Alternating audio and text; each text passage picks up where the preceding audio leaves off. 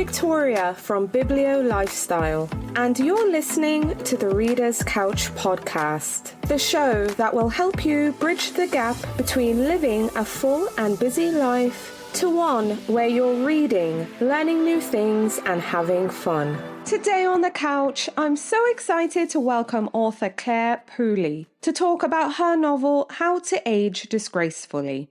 In How to Age Disgracefully, we meet Daphne, a 70-year-old woman who has lived in isolation for 15 years. And on her 70th birthday, she decides to venture out and socialize, and so she joins a senior citizens club at the community center.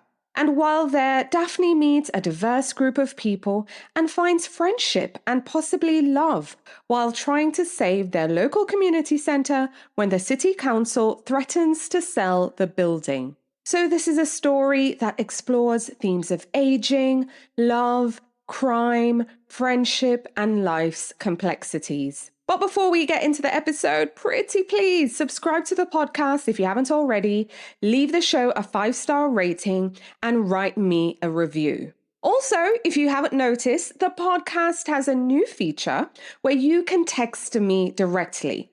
So send me a text and let me know what you think about this episode. Tell me about the last book you've read. If you've read How to Age Disgracefully, I'd love to hear from you too. Or just any other question that's top of mind. So click the link at the top of the show notes that says send me a text with your thoughts, and I'll share some of the messages I receive on air. So thanks in advance. And now onto the episode with author Clare Pooley. Hi friends, welcome again to the Reader's Couch. I'm your host, Victoria Wood, and here on the couch with me to talk about her novel, How to Age Disgracefully, is author Clare Pooley. Hi Clare, welcome to the Reader's Couch. Hi Victoria, I'm so pleased to be here. It's fabulous joining you all the way from London. Yay, I'm so glad to have you on the show. Had so much fun with your new book, How to Age Disgracefully. But before I get into the details of it, how are you feeling? I mean, you're the author. This is your baby. What does it feel like to have novel 3 out there in the world? Oh, it's always nerve-wracking. I think it's probably just as nerve-wracking third time round as it was first time round. In fact, possibly even more so because about all the ups and downs and trials and tribulations of publishing a book by the time you're doing it third times. So yeah, it's nerve-wracking, but it's exciting too. It's very strange when you spend about 2 years with a group of characters in your head that are just yours, and suddenly they belong to hundreds of thousands of other people too. And that's a really magical thing. Yes, I think it's really magical, and that's why books are magical. And I'm really excited to chat about yours because you have quite a cast of characters in this novel, and I'm really excited to talk about them. But before we get into it, what's your elevator pitch? What can readers expect when they pick up a copy of How to Age Disgracefully? The title says quite a lot of it, actually, to be honest, because it's about a group of people, senior citizens, who are part of a senior citizens social club, which has just been set up. And the woman running it, Lydia, imagines that this is all going to be about doing jigsaw puzzles and playing bingo and knitting. But the senior citizens she's dealing with have very different ideas, and they all have rather shady, mysterious pasts, and they all have very different ideas from Lydia about their futures. So it's a great deal of fun. And when they discover that the community centre is about to be turned into luxury apartments, they join together with the nursery next door and decide to save the community centre, and then all sorts of hijinks ensue. Lots of hijinks ensues. I want us to start with Daphne, who is our main character. Daphne has been living basically a solitary life for quite a bit of time. She's hiding from something, as all the characters are, but she decides to venture out. She joins this community centre. Tell us a bit about Daphne, her backstory, who she is, and when she decides, hey, it's time to step out, make friends, and maybe even find a partner.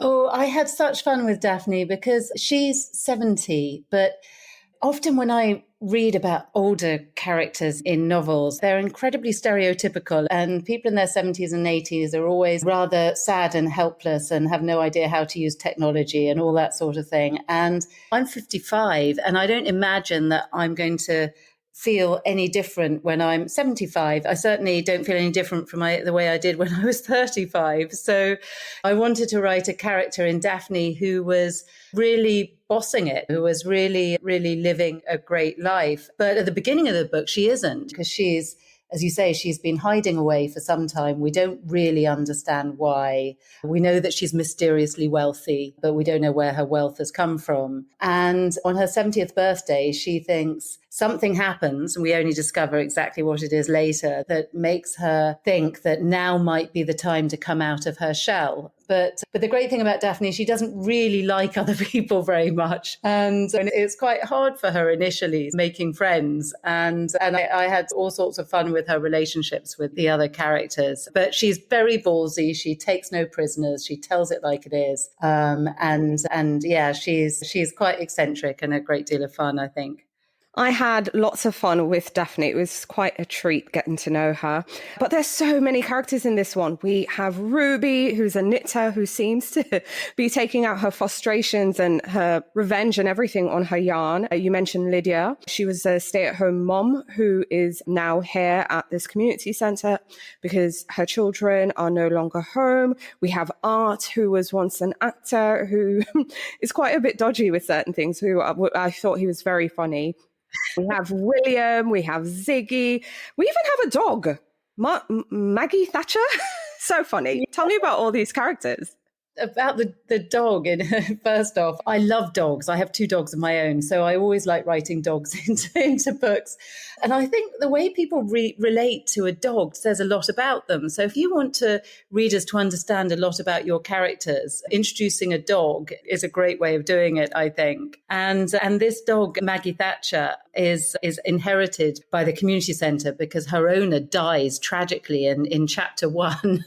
So she's adopted by 3 of the members of the community centre, and each of them gives her a slightly different nickname, and they each treat her very differently. And that was great fun, looking at how different people might treat a dog very differently. And yeah, then so she was great fun to play with. One of my favourite characters, you mentioned Art, and he was really fun to write because he's an actor, and he's always wanted to be a great actor, but he's never ever got further than being a bit part in whatever TV and movie he's in. So he's often playing the person who's just died, or certainly somebody who's very ill. And he was one of the Walking Dead in the Game of Thrones, and he's always that sort of tiny person in the crowd. And yeah, he's developed as he got older a shoplifting habit, and yeah, so that was an interesting one to write. And then there's another one of my favorite characters. Ziggy is an 18-year-old single father, and his daughter is at the nursery next door to the Senior Citizen Social Club. And I love playing with intergenerational relationships. Daphne, who we talked about earlier, she starts babysitting Ziggy's baby daughter, and the relationship between this 70-year-old woman and this sort of 6-month-old baby was really fun to write. I love hearing that because I loved Ziggy as well. I love seeing him trying to finish school, trying to be a good father. I like seeing Daphne in the mix as well. So yeah, it was just very interesting seeing how everyone's growing up in a way. So they're all varying ages, but we see them growing up in this novel. Now, I found it interesting. So we have this community centre where the seniors are, a bit of a social club. We have the nursery next door, daycare center. Tell me about your decision for having, I guess, polar opposites. So you have people at one spectrum of life and then a completely different spectrum on the other side, and them coming together just to save the building and stop it from being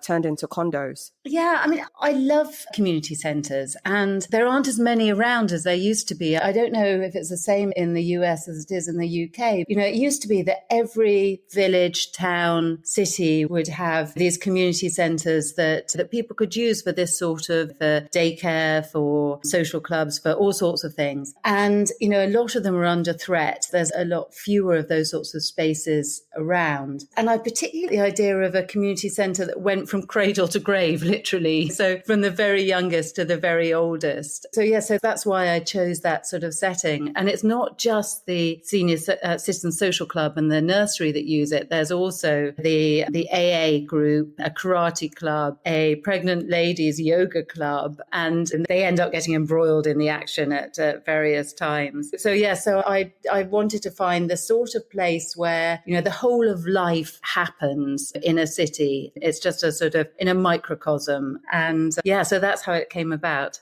I think readers are in for a treat with this one. There's lots of humor in here. There's a mystery also at the center, because we're trying to figure what's going on with all these individuals. I love seeing the friendship. I loved seeing, again, the senior citizens, but also younger characters as well, and just life's complicated nature or life's choices, and just seeing everything just essentially come to life. So this was a really fun read. But this isn't your first rodeo, Claire. You have two other novels. I've read both. The first one you had was Authenticity Project. That one I felt was just a hit right off the bat. Just seeing all these strangers essentially becoming fast friends in a way after just sharing their live stories and some really deep, dark secrets in a notebook. Tell us about the Authenticity Project for listeners who are not familiar. Oh, yeah. So that was my first novel, and it was inspired by my own life in that so if you rewind to nearly 10 years ago, I had a terrible addiction to alcohol and I quit drinking. And by way of therapy, I started this blog called Mummy Was a Secret Drinker. And I told the real truth about my life in this blog anonymously. And writing that blog saved my life. And it created this community of people around the world, and we shared sort of our stories with each other and that sort of thing. And it got me thinking, what would happen if other people told the real truths about their lives too, not on the internet in the way that I'd done, but in an old-fashioned notebook. And that was the inspiration behind the Authenticity Project, which is about a little green notebook in which an artist called Julian writes the story of his life and the real truth about his life. And he leaves it in a cafe where it's picked up by the owner, Monica, who decides to track him down and try and make his life better. And in the same token, she writes a story of her life and leaves it somewhere else. And this book is passed between 6 characters who then all meet each other and change each other's lives in extraordinary ways. Yeah, and that book has been translated into over 30 languages now. It's extraordinary.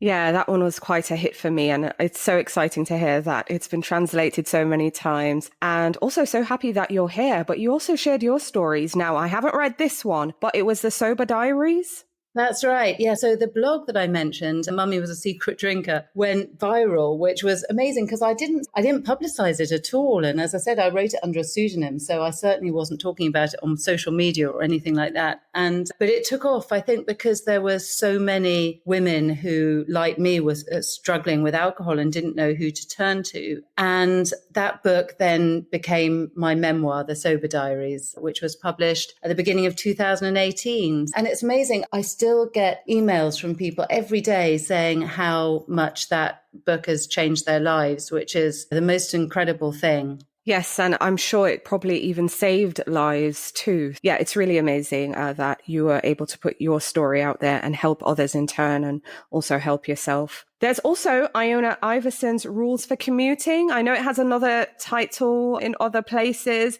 but tell our listeners about that one as well. Oh, I started writing that book in the pandemic, and you remember how we were, God, it's awful thinking back to it now, but all those months where we were by ourselves in our small little family groups in our own houses, unable to see other people. And I started thinking back to the days when I used to commute to the office, and years I took trains and the London Underground and buses, and you were always surrounded by hundreds of strangers, and you often saw the same people over and over again, but you never talked to them because one of the big rules of London commuting is you never talk to strangers on the train because people would think you were really weird. And in the pandemic, I started missing the whole feeling of being surrounded by strangers. And I started thinking, what would have happened if I had talked to some of those people on the train? What sort of adventures might that have led to? And that really was the inspiration behind Iona Iverson's Rules for Commuting, because it's about a group of people who see each other over and over again on the train. They make all sorts of assumptions about each other and each other's lives, which are invariably wrong. And they never speak until one day one of them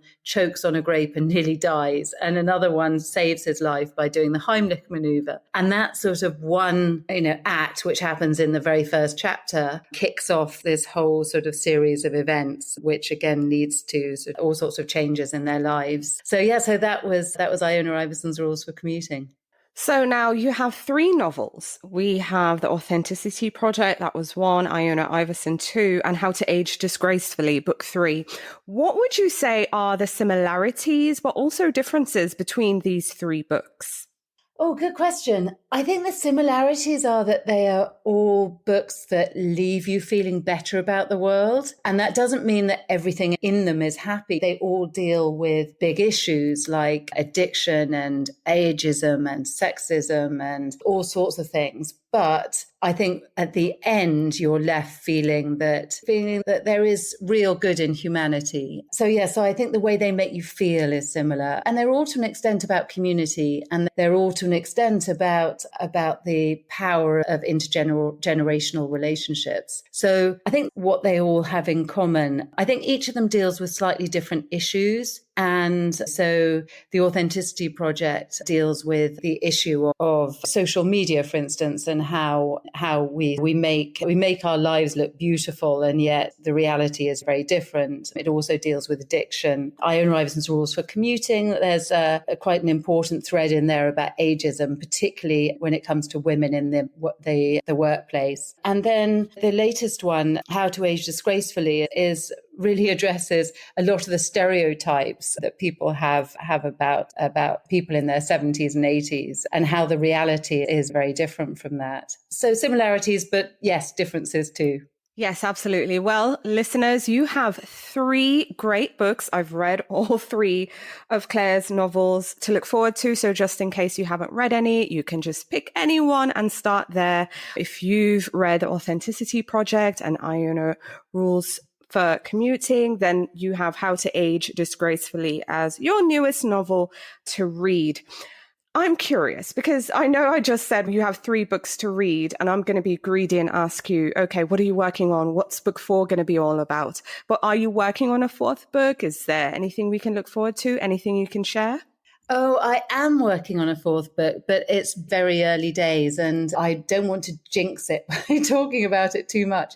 And also, they say that some authors are planners and some are a pantser, somebody who flies by the seat of their pants. And I'm very much more a pantser than I am a planner. Often I'm not sure exactly how the story is going to pan out until I actually start writing it. And so I'm at that stage at the moment where I'm getting to know these characters, and I know where they're going to end up, and I know some of the key parts of the story, but how they're going to get from A to B, I'm not entirely sure, because I find that often what happens is as you start writing and you get to know these characters better and they become more and more 3-dimensional, they tell you which way they want to go. And I love that about writing. I love it when your characters actually start writing themselves almost. And that's when the real magic happens. It's funny because when I was writing the Authenticity Project, for anyone who's read it, there's a really big twist towards the end. And as I was writing it, I had no idea that twist was going to happen. It was as much a surprise to me as it was to anyone else. And I was furious about it because I felt that this character had lied to me all the way along. And that I think is when it becomes really fun for the author as well as for the reader, is when you allow enough space to see what will unfold. Yeah, so I am writing something, but I'm not entirely sure exactly how it's going to go yet. Okay, I get that. Makes sense, especially if you allow your characters to reveal themselves. So I get it. You could tell me something today and then it goes completely left or completely right, in a week or 2. And I have been known to throw a whole book in the bin and start all over again. I've done that once. Between the Authenticity Project and Iona, I wrote a whole different novel and then threw it away. So that's the other reason why I'm nervous about talking about anything in too much detail, because it may end up in the bin still. And it may end up in the bin. Fair, that is fair. But also, so we've chatted about your 3 books. You also have your memoir. You are working on something, even though we don't know, it might end up in the trash or it might see the light of day. But did you always want to be a writer? And also, seeing now that you have these books published, looking back, what would you tell your younger writing self? Oh, wow. Yes, I always wanted to be a writer. I was a really avid reader when I was a child, and I was one of those kids who had 3 books on the go at any one time and was always tired in the morning because I stayed up too late reading something the night before. And it just seemed to me the idea that I could create something that other people would read that way was just such an exciting thought. So yes, it was always something I'd wanted to do, but I never really thought it would be possible. And I only started writing fiction when I got to my late 40s. My first novel was published when I was 50. And I wish I could tell my younger self to just give it a go, and it's that old adage of the only way to definitely fail is not to try. And I was too nervous of failing to even try for a long time. And I wish it's such a wonderful thing to do, writing fiction, that I just wish I'd started it earlier. I think experiences, though they might vary, I think there's so many of us who can say, we wish we started earlier. We wish we weren't afraid. It might not be writing. It might be some other creative pursuit or even a career. I think lots of people, we get stuck in our own fears sometimes. I think that's incredibly relatable, because I know for sure that is true for me. Yeah, I think you're right. It's true for a lot of us. I think on the flip side, though, if I had started writing fiction in my, say, early 30s, I'm not sure I would have written characters with as much sort of depth and interest as I'm able to write now, because I think having been through a lot of life yourself and been through ups and downs and dealt with things like I dealt with addiction, with cancer, with bereavement, all sorts of life things. And I think that really helps when it comes to writing fiction, as it does with a lot of creative pursuits. So yes, on the one hand, I wish I'd started earlier. On the other hand, I wonder whether if I had done, I would have been as good at it. Yeah. I think you would have written a different story, because I agree. The story I would have written in my 20s would have been completely different. And I'm not even a writer, but just the point of view I had at that time is so vastly different from the point of view you have in your 30s, which is also vastly different from the point of view I'm having now in my 40s. And I have a bit of way to go still in forming that whole decade. But yeah, it just would be a different story, I think. It wouldn't be the same. So I don't think we would have had the Authenticity Project if it were written at a different time. It just would be a different story. Yes, I'm sure that's right. I wonder what it would have been. I don't know. Something much more Bridget Jones's Diary is my guess. Probably. So that's it. Yeah, we have different experiences at different points in our lives. I'm just also grateful. And that's another thing with How to Age Disgracefully. And my listeners know this because I've said it a few times, is I love seeing authors now really embracing and writing about characters later on in life. I love a novel about a 20-something and it takes me back, don't get me wrong. And I still very much indulge, but it feels good. I feel anyway, for me, I love reading about a character later in life. So that's why I love meeting Daphne. I loved meeting Art. Good. Yes, right. Because I think they're an age group that's been neglected in sort of fiction for some time, because they're often just bit parts. They're the accessory to somebody else's story. Exactly, when they should be main characters in their own right. Absolutely. Hearing that you were such an avid reader as a child got me really excited. Tell me about your favorite childhood book or books that you can remember. Oh, you know what? I'm really interested in this because I don't know how similar the books that I read as a child are to the ones that American readers might have read at the same time. So for me, my big passions were Roald Dahl was one of my favorite writers, and I read all of his books, but my particular favorites were Fantastic Mr. Fox and Danny Champion of the World, which were just wonderful. And I don't know how popular Roald Dahl was with children in the US back in the sort of 80s or even earlier the 70s, but he was a big part of my childhood. C.S. Lewis, I was the whole of the Lion, Witch and the Wardrobe series. I read over and over again. I was slightly obsessed with Enid Blyton's books about boarding schools. Mm-hmm. And again, I don't know how popular these are in the US, but I read these. She wrote a series called The Twins at St. Clair's and then one called Mallory Towers. Towers, yeah. Oh, yeah, they were all about girls at boarding school. And it's actually, I think, because of Enid Blyton that I ended up at boarding school myself, because I thought it all sounded such fun. All these sort of midnight feasts and jolly japes and ginger beer and all that sort of thing. It wasn't like that at all, actually, in reality. Those were some of my favourites. Yeah, so those were some of my favourites. But I read pretty much anything I could get my hands on back then. And I read everything over and over again as well. My favorite books I would read 5 or 6 times at least. Oh, of course. See, that's the thing I loved, honestly, about seeing your own children grow up, but also other children, and thinking back to your childhood. Children just reread things that they fall in love with, because I surely did. But we seem to lose that in adulthood because, one, there's so many books out there, but also the joy, I think, sometimes is a bit different with a child. But I am revisiting some books, like Roald Dahl is a good one, for example, but I didn't read them all as a child. But it just brings back such delight and wonder, I feel. Yeah, and I think the books that you read as a teenager are really interesting as well, because they're those sort of rites of passage books that sort of, do you remember things like Judy Blume's Are You There? Yes. It's Me, Margaret. And as a teenager, I read everything from the classics, like there's all the Jane Austens and the Brontes and all of that sort of thing. But I also read things like, do you remember Virginia Andrews' Flowers in the Attic? Flowers in the Attic, yes, absolutely. Yeah, I mean, extraordinary books they were, about these sort of children who were locked up in an attic, and it was and looking back, they were really, really very dark and very dark books indeed. So yes, I think the things you read as a teenager can be extraordinary, and the breadth of material that you absorb at that age is really interesting. I think my parents were just happy I was reading stuff, so they really didn't mind. They really didn't mind. I would read stuff off my grandmother's shelf too. She was a big reader. And my aunt, who would have been her daughter, left lots of books at home.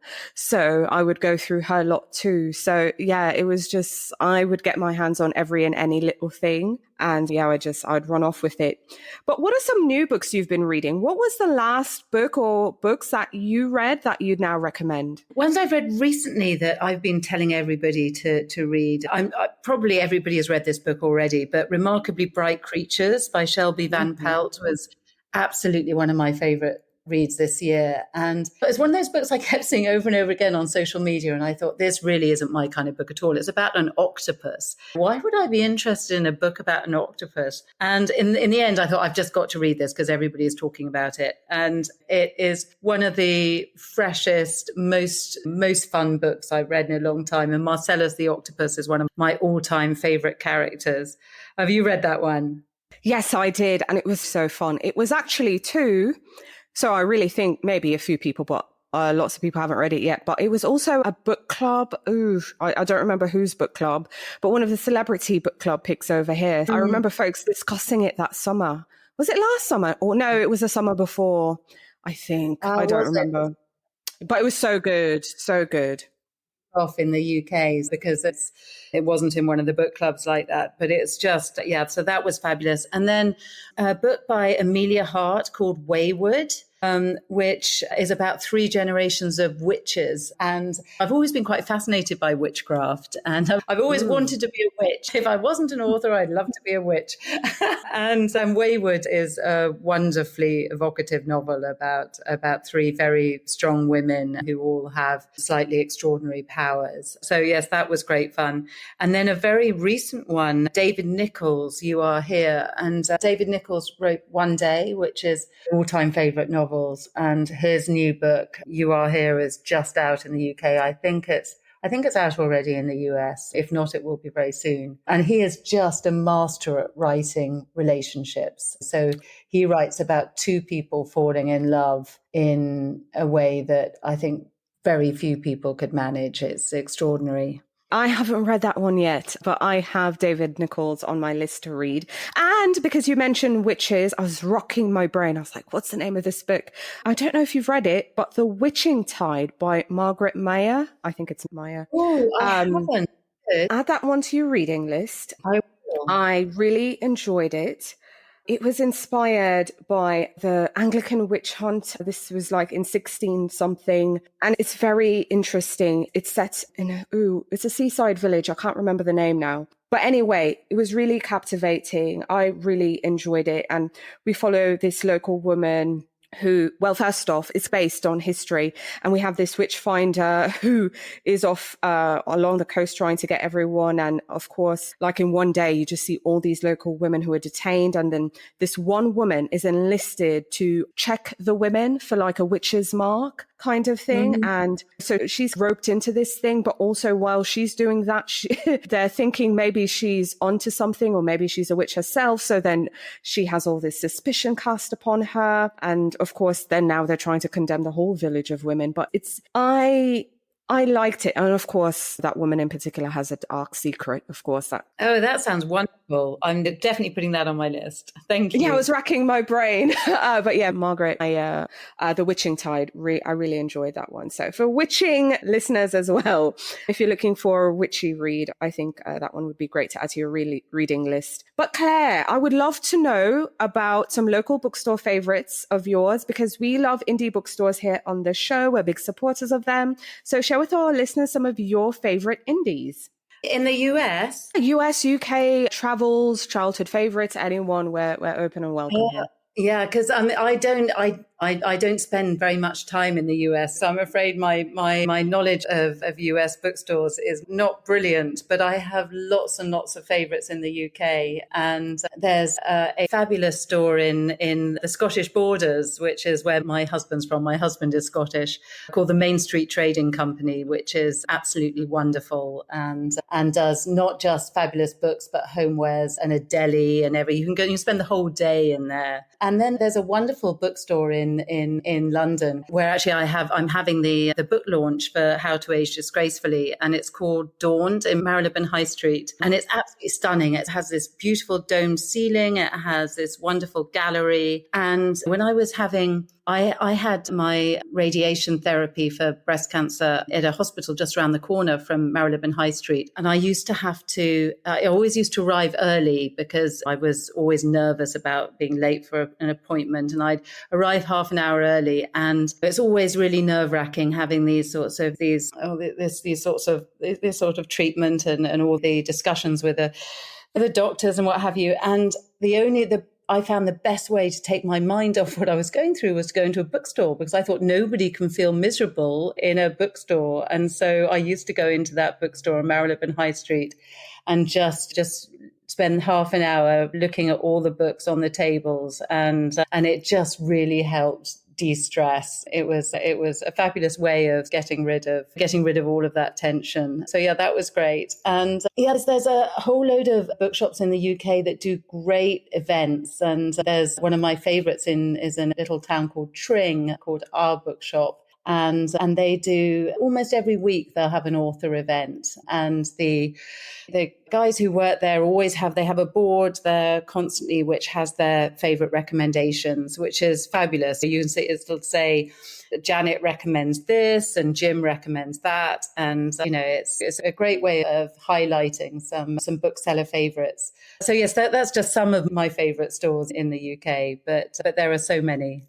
I think when I first walk into any bookstore, if they have a bookseller recommends shelf, I often beeline there because I do love seeing the little notes that they leave as well. And of course, the fabulous events that they host and just how supportive they are of books, reading, authors, literacy, and just everything. Yeah, we love our indie bookstores. Getting back though to your book, How to Age Disgracefully. First off, it's been fabulous chatting with you about just this new book, all your other books, reading and everything of the sort. But in an ideal world, I know you've written the book, you've done your job. Now it's for readers to read and talk about and form their own opinions. But in an ideal world, what are you hoping readers might think or feel after they've turned the very last page?